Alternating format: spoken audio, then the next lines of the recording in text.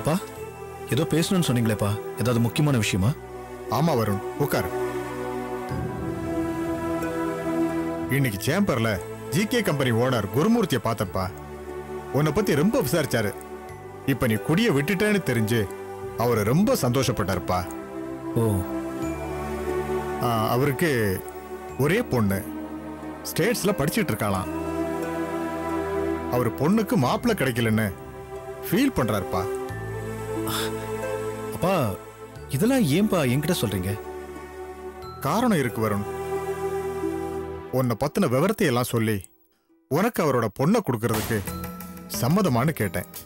இப்ப நீ குடியெல்லாம் விட்டுட்டதுனால அவரும் சம்மதம்னு சொன்னாரு.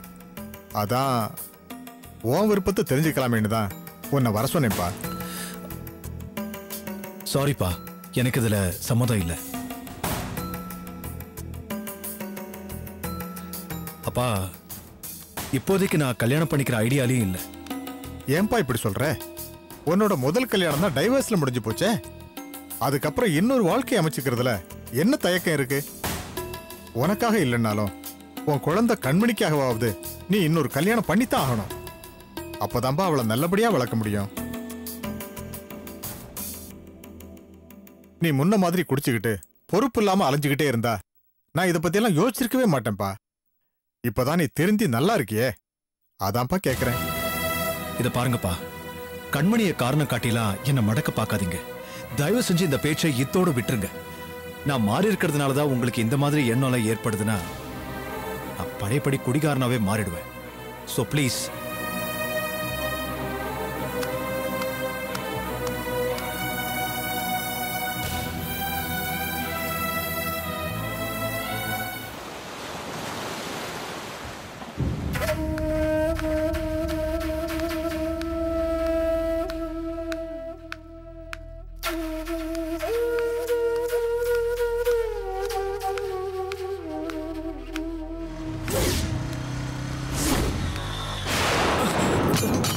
சுகந்தி சுகந்தி, நம்ம அரவிந்த் வெஸ்த குடிச்சிடான் சுகந்தி. அப்படி சொல்லி அவன் அம்சானா? நான் உடனே பதறி அடிச்சுட்டு ஓடி வருவேன் அவனுக்கு நினைப்பா? வேலைய பாரு. ஏய் சுகந்தி, சத்தியமா சொல்ற சுகந்தி. ஏய், அவன் எவ்வளவு தடவை என்ன பார்த்து பேச முயற்சி பண்ணா. குடிகார நானி இனிமே என் மூஞ்சில முழிக்காதன்னு சொல்லி திட்டி அமிச்சதும் இப்ப உன்ன பேச சொல்லி தூது அமிச்சிருக்கானா? அவன் அனுப்பல, நானா தான் வந்தேன். இனிமேல அரவிந்த் ஓ முகத்துல மட்டும் இல்ல, யார் முகத்திலயுமே முழிக்க மாட்டான். ஏன்னா நீ அவனை புரிஞ்சிக்காம திட்டி அனுப்பிக்கிட்டே இருந்திருக்க. அந்த வேதனையோட மன உளைச்சலோடையும் இருந்தவன் இப்ப விஷத்தை குடிச்சிட்டான். ஆமா சுகந்தி, நான் சொல்றதெல்லாம் உண்மை. அவன் சத்தியமா விஷத்தை குடிச்சிட்டான். இப்ப அவன் ஆஸ்பத்திரியில உயிருக்காக போராடிக்கிட்டு இருக்கான். நீ வந்து ஒரு தடவை பார்த்தா அவன் பொழைச்சுக்குவான் சுகந்தி. தயவு செய்து வா சுகந்தி. பிளீஸ் சுகந்தி, தயவு செஞ்சு வா. இப்ப எந்த ஹாஸ்பிடல்ல இருக்காவா? SR hospital Suganthi.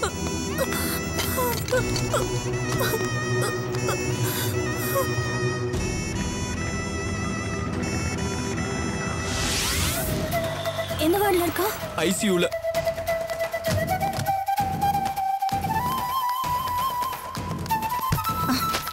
எப்படி இடிச்சு போறா பாரு.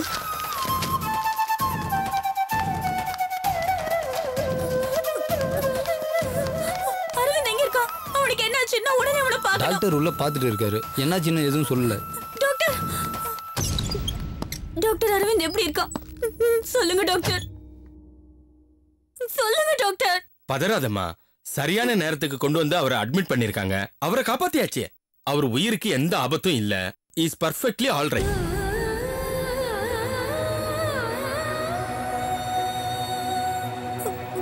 டாக்டர், நாங்க பார்க்கலாமா? பேஷண்ட்டை டிஸ்டர்ப் பண்ணாம ஒவ்வொருத்தரா போய் பாருங்க. Thanks doctor, thanks.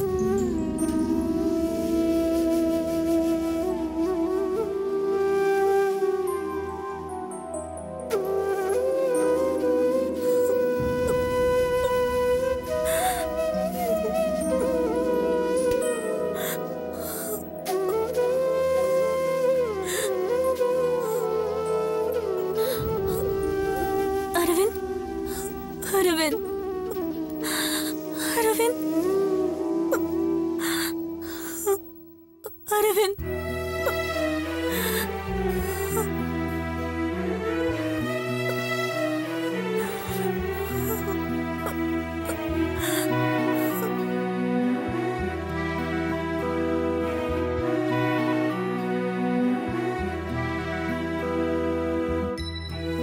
சுந்தி, வா சுந்தி.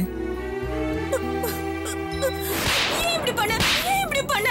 ஏன் இப்படி பண்ண? ஏன்டா இப்படி பண்ண? ஏன் இப்படி பண்ண? என்னை நிரூபிக்கிறதுக்கு வேற வழி தெரியல. நம்ம காதல் மேல சத்தியமா சொல்றேன், அன்னைக்கு நான் குடிக்கவே இல்லை. ஜூஸ் கடையில ஜூஸ் குடிச்சது மட்டும்தான் எனக்கு ஞாபகத்துல இருக்கு. அதுக்கப்புறம் இந்த கிளினிக்ல தான் எனக்கு மயக்கம் தெளிஞ்சது. அப்போ பிரகாஷும் இருந்தாரு. அவர்கிட்ட நான் இதை தான் சொன்னேன். அவரு கூட என்ன நம்பினாரு. ஆனா நீ தான் என்ன நம்ப மாட்டேன்னு சொல்லிட்ட. இல்ல அரவிந்த், என் பொண்ணை நிரூபிக்கிறதுக்காக உயிரை விடுற அளவுக்கு போயிட்டியோ? இதுக்கு மேல நான் உன்னை நம்பலன்னா நான் மனுஷே கிடையாது. நான் இப்போ மனப்பூர்வமா உன்னை நம்புறேன் அரவிந்த். மனப்பூர்வமா உன்னை நம்புறேன். நான் உன்னை நம்புறேன். ஏய் சுகந்தி, என்ன சின்ன குழந்தை மாதிரி அழுதுட்டு இருக்க? நீ என்ன நம்பிட்டல்ல, எனக்கு இது போதும். சரி, இனிமே எந்த ஒரு காரணத்துக்காகவும் இந்த மாதிரி முட்டாள்தனமான ஒரு காரியத்தை பண்ண மாட்டேன்னு சத்தியம் பண்ணிக்கொடு.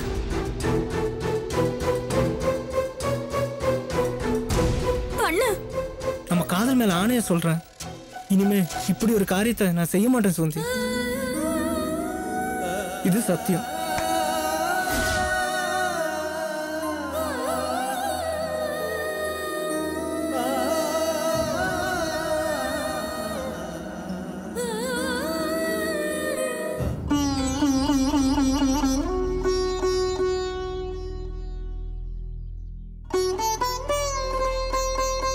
அபிராமி, என்னமோ பேசணும்னு சொன்னீங்களே, என்ன விஷயம்? உங்க புகுந்த வீட்டுல நடந்த பிரச்சனைகளை எல்லாம் அப்பா வந்து சொன்னாரு. மனசுக்கு ரொம்ப கஷ்டமா இருந்ததுங்க. வேணும்னா நான் வேணா உங்க ஹஸ்பண்ட் கிட்ட வந்து பேசி சமாதானப்படுத்தட்டுமா? இல்ல சார், அதனால பிரச்சனை தீராது, அதிகமா தான் ஆகும். நான் இப்ப உங்ககிட்ட பேசணும்னு சொல்லி கூப்பிட்டதே ஏன் பிரச்சனை பத்தி இல்ல, உங்களோட விஷயத்தை பத்தி பேசுறதுக்காக தான். என்னோட விஷயமா பேச அப்படி என்னங்க இருக்கு? அதான் இப்போ குடியெல்லாம் விட்டுட்டு கிளியர் ஆயிட்டேனே, அப்புறம் என்னங்க இருக்கு அதுல? இருக்கு சார். நீங்க இன்னும் எத்தனை நாள் இப்படியே இருக்க போறீங்க? உங்க எதிர்காலத்தை பத்தி நீங்க என்ன முடிவெடுத்திருக்கீங்க? என்னோட எதிர்காலம் என்னங்க இருக்கு? டாக்டர் தொழில் இருக்கு, கம்பெனி இருக்கு, ரெண்டையும் மாறி மாறி பார்க்க வேண்டியது தானே? நான் சொல்ற எதிர்காலம்ங்கிறது உங்க குடும்ப வாழ்க்கைய பத்தி.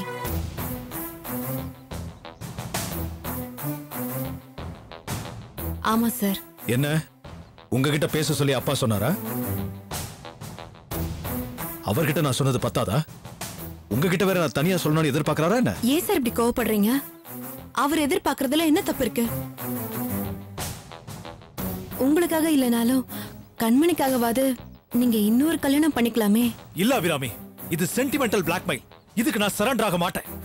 கண்மணிக்கு என்ன குறைச்சல்? எல்லா வசதி வாய்ப்புகளும் இருக்கு. தாய் அன்பு வேணும்னு வேணா நீங்க சொல்லலாம். அதுக்குதான் எங்க அக்கா இருக்காங்களே, அவங்க பாத்துக்குவாங்க. இதுக்காகலாம் நான் இன்னொரு கல்யாணம் பண்ணிக்க முடியாது. சரி சார், வேற கல்யாணம் தான் வேண்டாங்கிறீங்க. உங்க முதல் மனைவி மேல இன்னும் நீங்க அன்பு வச்சிருக்கீங்கன்னு சொல்றீங்க. அவங்க யார் என்னன்னு சொல்லுங்க, நான் போய் அவங்கள பார்த்து பேசி சமாதானப்படுத்தி உங்க ரெண்டு பேரையும் ஒண்ணு சேர்த்து வைக்கிறேன். இத பாருங்க அபிராமி, உங்க ஹஸ்பண்ட் கிட்ட போய் நான் பேசுறேன்னு சொன்னதுக்கு நீங்க எதுக்கு பயந்துகிட்டு வேண்டான்னு சொன்னீங்களோ அதே பயம்தான் எனக்கும் இதுல இருக்கு. நீங்க போய் பேசினா அவ உங்களையும் என்னையும் கூட சேர்த்து வச்சு தப்பா பேசிடுவா. அதனால விட்டுருங்க. என்ன சார் நீங்க இதுக்கும் ஒத்துக்க மாட்டேங்கிறீங்க, உங்க அப்பா ஆசைப்பட்ட மாதிரி வேற கல்யாணத்துக்கும் ஒத்துக்க மாட்டேங்கிறீங்க. ரெண்டுல ஏதாவது ஒண்ணுக்காவது சம்மதம் சொல்லுங்க. சரி அபிராமி, நான் சும்மா ஒரு பேச்சுக்கு சொல்றேன். இதே உங்க ஹஸ்பண்டுக்கும் உங்களுக்கும் டைவர்ஸ் ஆகி உங்களை வேறொரு கல்யாணம் பண்ணிக்கங்கன்னு நான் சொன்னா உங்களால பண்ணிக்க முடியுமா? சொல்லுங்க அபிராமி, ஏன் தயங்குறீங்க? சொல்லுங்க. நான் எப்படி சார் இன்னொரு கல்யாணம் பண்ணிக்க முடியும்? முடியாதுல்ல? அதே மாதிரி தான் நானும். என்னாலயும் இன்னொரு கல்யாணம் பண்ணிக்க முடியாது. இல்ல சார், நீங்க ஆம்பளை. போதும், நிறுத்துங்க. பொம்பளை என்ன ஆம்பளை என்ன, ரெண்டு பேருக்கும் மனசுங்கிறது ஒண்ணுதானே?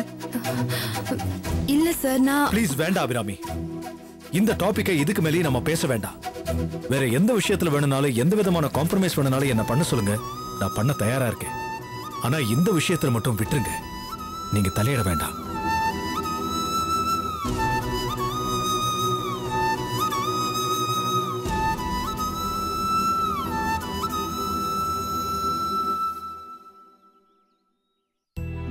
என்னென்ன வெண்ண திரண்டு வரப்போ பானைய உடைச்ச கதையா? அம்மாவே அண்ணியை ஏத்துக்கிறேன்னு சொல்ல வரப்போ நீ வந்து வேண்டான்னு சொல்லிட்ட. நீ வந்து உன் முடிவை சொல்ற வரைக்கும் நான் மட்டும் இல்ல, அண்ணி கூட எவ்வளவு சந்தோஷமா இருந்தாங்க தெரியுமா? இதை விட பல பிரச்சனை வரும்போது கூட நீ அண்ணி பக்கம் தானே இருந்த. ஆனா இந்த பிரச்சனையில நீ எதுக்கு இந்த அளவுக்கு அண்ணிய வெறுத்த? ஏதோ தெரியாம நடந்துருச்சு, அதுக்கெல்லாம் அவங்க உன்கிட்ட மன்னிப்பு கேட்டுட்டாங்க. அப்புறம் எதுக்கு இன்னும் வேண்டான்னு சொன்ன? நீ அவசரப்பட்டுட்டியோன்னு தான் எனக்கு தோணுது. நீ கொஞ்சம் பொறுமையா இருந்திருக்கலாம். இன்னும் எவ்வளவு அவமானத்தை சந்திக்கிறது மல்லிகா? என் பொறுமைக்கும் ஒரு எல்லை இருக்கு. அவன் அவங்க வீட்டில் இருந்ததுனால என் கூட வேலை பார்க்குறவங்களே என்னை எவ்வளவு கேவலமா பேசினாங்க தெரியுமா? இதுக்காக நான் போலீஸ் ஸ்டேஷன் வரைக்கும் போயிட்டு வந்திருக்கேன். அவளை தேடி போய் இப்படி நீ இங்க இருக்கிறது எனக்கு பிடிக்கல, எனக்கு அவமானமா இருக்குன்னு சொன்னா அவன் உடனே கிளம்பி வந்திருக்கணும்ல. அதை விட்டுட்டு இப்படி வீம்பாவே இருந்தா என்ன அர்த்தம்? என் இடத்துல இருந்து பார்த்தாதான் உனக்கு ஏன் வேதனை புரியும். இப்போ கூட வந்தவ தெரியாம நடந்துச்சு மன்னிப்பு கேட்டிருந்தா பரவாயில்ல. அதை விட்டுட்டு உங்களுக்கு பணம் தானே வேணும், வாங்கிட்டு என்னை ஏத்துக்குன்னு சொல்ற மாதிரில இருக்கு. பணத்தை வாங்கிட்டு அவளை ஏத்துக்கிட்டா ஊர் என்னை கேவலமா பேசுறது உண்மைன்னு ஆயிடாது? சரி விடுன, இனிமே இத பத்தி உன்கிட்ட பேசி உன் மனசு நான் காயப்படுத்த மாட்டேன். அம்மா உன்னை சாப்பிட கூப்பிட்டாங்க, வந்து சாப்பிடுவா. இல்ல மல்லிகா, எனக்கு மனசு சரியில்லை, எனக்கு சாப்பாடு வேணாம், நீ போ. அண்ணே வாண்ண போன்றல்ல.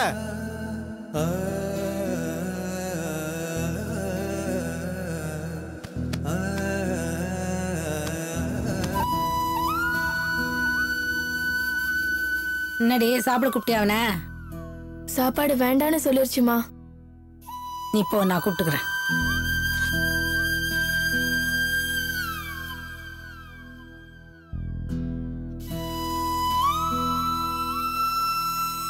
கல்யாணம் டே கல்யாணம்மா, எந்திரிச்சு உட்காரு. ம், ஏண்டா இன்னும் எதுக்கு அதையே நினைச்சுக்கிட்டு இருக்க? அதான் எல்லாம் நடந்து முடிஞ்சு போச்சுல்ல. சரி வா சாப்பிடவா. இல்லம்மா, சொன்ன கேளு, எனக்கு வேணாம். என்னடா வேண்டாம்? இன்னும் எத்தனை நாளைக்குடா சாப்பிடாம இப்படியே பட்னியா கிடக்க போற? டே கல்யாணம், உனக்கு என் மேல கோவம் இருந்தா என்ன மன்னிச்சிடுறா. ஏதோ அந்த பணம் இருந்தா உன் தங்கச்சிங்களெல்லாம் கரையாத்தில மேகிற ஆதங்கத்துல தாண்டா உன் தன்மானத்தை பத்தி எல்லாம் நான் கொஞ்சம் கூட யோசிக்காம அப்படி பேசிட்டேன். நீ என்ன வேணாலும் சொல்லி திட்டிடுற கல்யாணம், ஆனா என் மேல கோச்சுக்கிட்டு சாப்பிடாம இருக்காதுடா. வா வந்து சாப்பிடு. அம்மா, எனக்கு உன் மேலாம் கோவம் இல்லைம்மா, இது வேற பிரச்சனை. சொன்னா கேளு, நீ போ. என்னடா பிரச்சனை? உன் வேலை பிரச்சனை தானே? உன்னை சஸ்பெண்ட் பண்ணியிருக்காங்க அதானே? இந்த விஷயம் உனக்கு எப்படி தெரியும்? மச்சான், நான் தான் சொன்னேன். சஸ்பெண்ட் மட்டும் இல்ல, ஸ்டேஷன் வரையும் போனதுனால வேலையை விட்டே தூக்கி இருப்பாங்க. டே கல்யாணம், இந்த வேலை இல்லைன்னா என்னடா? ஊர் உலகத்துல வேற கம்பெனியே இல்லையா என்ன? இதை விட நல்ல வேலையாவே உன் தகுதிக்கு கிடைக்கும்டா கல்யாணம். ஆமா மச்சான், வேலைக்கு நான் பொறுப்பு, நீங்க தேவையில்லாம கவலைப்படுறீங்க. வேற வேலை கிடைக்கிற வரைக்கும் என் கூட வந்து ஏன் தொழில கத்துக்கோங்க. முதலீடு இல்லாம வெறும் வாயை மட்டும் வச்சு சம்பாதிக்கிற ஒரே பிசினஸ் இதுதான். அத்தை, நீங்க போய் மச்சான சாப்பாடு எடுத்து வைங்க, மச்சான நான் கூப்பிட்டு வரேன். போங்க அத்தை.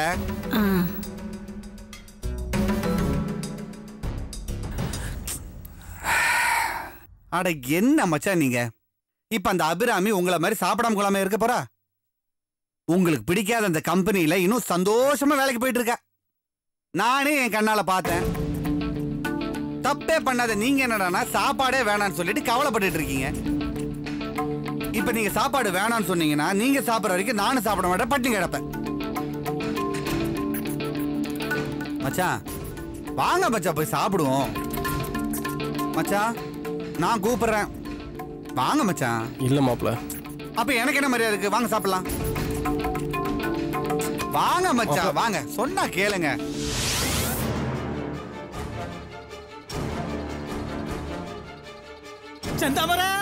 செந்தாமர பாத்தியா மாமனோட திறமைய? நம்ம யாருன்னு தெரியாம நம்மகிட்ட வாலாட்டிட்டு இருந்தாலும் அந்த அபிராமி அவ வாழை ஒட்ட நெருக்க வாழ்க்கைய நாசம் பண்ணிட்டல. என்னமோ எல்லாத்தையும் நீங்களே பண்ணிட்ட மாதிரி பேத்திக்கிறீங்க. நான் பண்ணலடி, ஆனா என் உடன்பிறவா சகோதரன் தம்பி பிரகாஷ் பண்ணிட்டான்ல.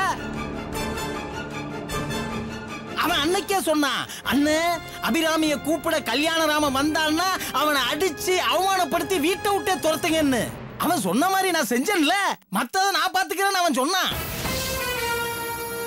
ஆனா இப்ப என்ன நடந்துச்சு? 20 லட்சம் ரூபாய் பணத்தை எடுத்துட்டு அவன் மாமியார் வீட்டுக்கு உங்க அப்பனும் அபிராமியும் போனாங்களே. கல்யாணராமன் என்ன பண்ணா? எனக்கு நீயே தேவையில்லை, முதல்ல வெளியே போடு, உங்க அப்பனையும் அவளையும் துரத்திட்டான்ல. அந்த அளவுக்கு பிரகாஷ் கல்யாணராம மனச மாத்தி வச்சிருக்காண்டி.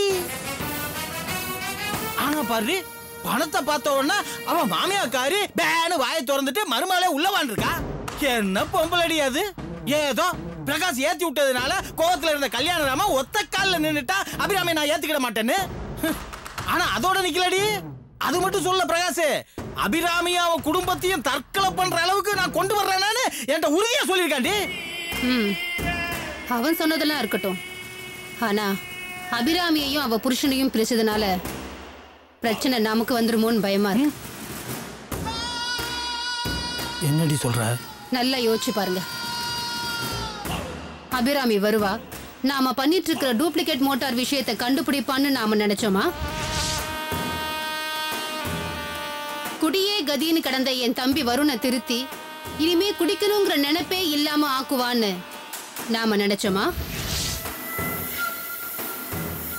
நம்மளையே சுத்தி சுத்தி வந்த கண்மணிய அவளை சுத்த வைப்பான்னு நாம நினைச்சோமா? இது எல்லாத்துக்கும் மேல எங்க அப்பா மனசுல அவ இடம் பிடிப்பா, அவளுக்காக எங்க அப்பா 20 லட்சம் ரூபாய் தூக்கி கொடுப்பாருன்னு நாம நினைச்சோமா? இப்படி எல்லாமே நாம எதிர்பார்க்காதது நடந்த மாதிரி இப்ப நான் நினைச்சதும் நடந்துட்டா என்ன பண்றது? என்னடி பாயிண்ட் மேல பாயிண்டா சொல்லி எனக்கு பயம் கிளப்புற? அப்படி என்ன நடக்கும்னு நினைக்கிற? கல்யாணம். அபிராமிக்கும் வருணுக்கும் கல்யாணம் நடந்துருமோன்னு நினைக்கிறேன்.